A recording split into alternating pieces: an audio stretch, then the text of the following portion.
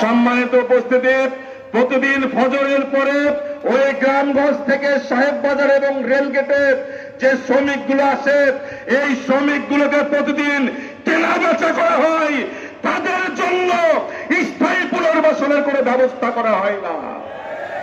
অথচ আমরা জানি শ্রমিক হচ্ছে এক প্রকার, কিন্তু আমরা দেখছি শ্রমিক হচ্ছে দুই প্রকার। একটা হচ্ছে ফাও খাওয়া শ্রমিক, আর একটা হচ্ছে ঘাম ঝরানো শ্রমিক। ফাও খাওয়া শ্রমিক কারা? নেতার পেছনে ঘুরে যারা। ফাও খাওয়া শ্রমিক কারা? ওই ক্যাম্পাসের হলগুলোতে তারা খাওয়া দাওয়া করার পরে হলের অর্থ পরিশোধ করে না, ক্যাম্পাসে মামাদের কাছে চা খাওয়ার পরে চায়ের বিল দেয় না।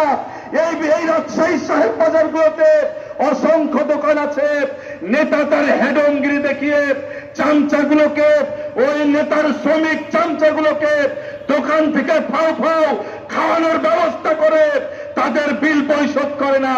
এরা হচ্ছে সবাই ফাও খাওয়া শ্রমিক।